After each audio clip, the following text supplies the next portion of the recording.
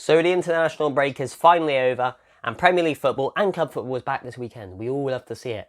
But the only problem is, you're probably looking at your FPL team and you're probably thinking, what players are injured? What players are in form? What players are out of form? What players should I bring into my team? That's why in this video, I've got 4 players that I think you should bring into your team. They've all got a decent set of fixtures. Some of them are lowly owned, some of them are quite highly owned, and some of them are cheap and some of them are expensive. So they've all got different requirements that could suit whatever your problem is in your FPL team. That's what I'm trying to say. But enough of waffling, let's get on with the video. So the first player on the list is Liverpool forward Sadio Mane. So Sadio Mane does look like a really good option, despite if you pay an extra 0.8 million, you'll get Salah, and that does look like the better option. But let's say, look at Fernandes, he's around 12 million. Look at De Bruyne, he's around 12 million. Look at Ronaldo, he's around 12 million. And Mane's probably the best bet for around that £12 million mark. He's got 4 goals and 1 assist this season, which is actually a really good return. And also, if you look at Fernandes, De Bruyne and Ronaldo, are they really living up to their price tag? Not really. And you may not want to downgrade to a cheaper player because you may feel like there's more money in the more premium assets. And there is. 4 goals and 1 assist for Mane in 7 games is an outstanding return, really. It's just overshone by Salah's absolute brilliance of what, like 6 goals, 3 assists.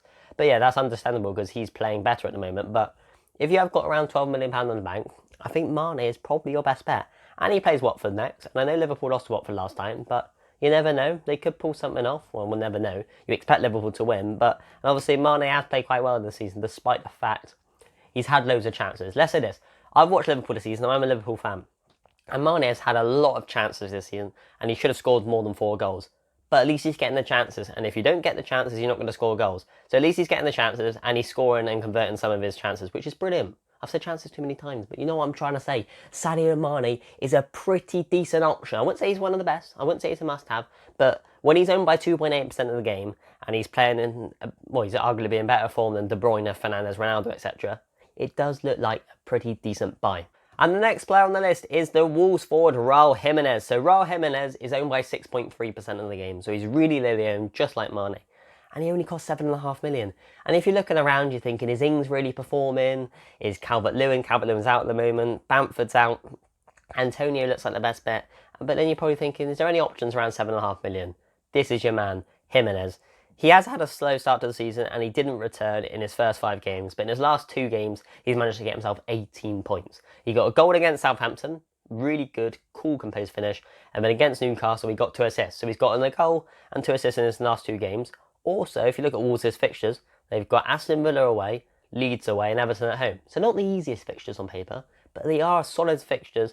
And you know that Jimenez is going to play probably 90 minutes week in, week out. He's arguably their most important player. He's their biggest goal threat. And even after that, they play Crystal Palace, Norwich, and Burnley in the next, 4 out of those games after that, if that makes sense. But what I'm trying to say is, Jimenez is a good option. He's differential, because he's under 10%. He's only owned by 7.5 million, so he's cheap as well.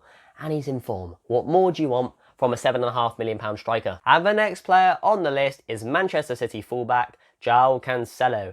And yes, he has a lot of money. He does come in at quite a hefty fee for a defender at 6.2 million, and he's owned by 18.2%, which is rather a lot. It's not loads, but it's rather a lot. But what do you expect? Previous to the Liverpool game, Manchester City kept 5 clean sheets in a row in the Premier League, where Cancelo played in all of them, and he got 2 attacking returns in that time. Against Man City, he got an assist and he took all... How many bonus points he got? Yeah, he took all 3 bonus points and got an assist.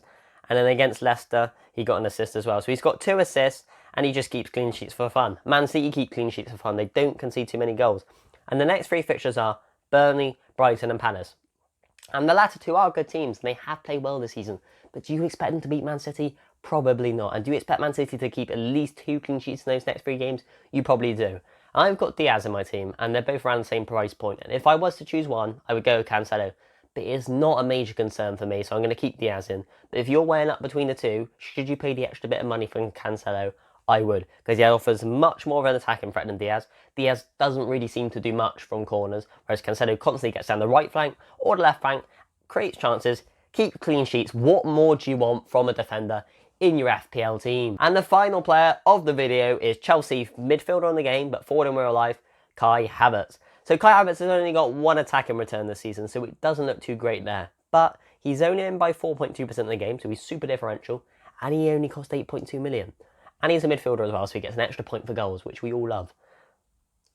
Lukaku picked up an injury the other day for Belgium, and he's probably a doubt for this weekend. And even if he does play this weekend, he probably won't play the full 90 minutes. If you've got a strain or you're recovering from an injury, you don't throw a player in for full 90 minutes unless they're fully 100% fit. And yes, he could be. But if he's not, which looks like he may not be, well, obviously we'll have to wait for Tuchel's press conference, but I doubt he'd play the full 90 minutes this weekend. We expect Kai Havertz to play a pivotal role in the game away at Brentford. And Brentford are a decent team. I don't write them off. They're not just a pushover team. They play well this season, but their defence can be got at. And Kai Havertz, despite only getting one attacking return this season, you do expect him to return in the next several games. They've got Brentford, Norwich, Newcastle, Burnley. I know Newcastle are now the richest club in the world, but at the moment, they are not that great of a team. So those fixtures right there look beautiful for Kai Havertz, look beautiful for Chelsea, one of the most informed teams in the Premier League, and you expect Kai Havertz to get an attacking return. I'm just thinking, because he's so lowly owned, if he gets a haul for you, it does look rather good. And at 8.2 million, he's not too expensive. He's not budget, but he's not too expensive. So you can keep him in for a couple of weeks and maybe rotate him with like the likes of Jota and a few other players around his price point. Anyway, guys, that is the end of the video right there. If you have enjoyed it, hit the like button and the subscribe button. And obviously, if you have any questions about FPL, put them in the comment section. I'll be sure to reply to them soon. Also, guys, here's an update on the mini league standings.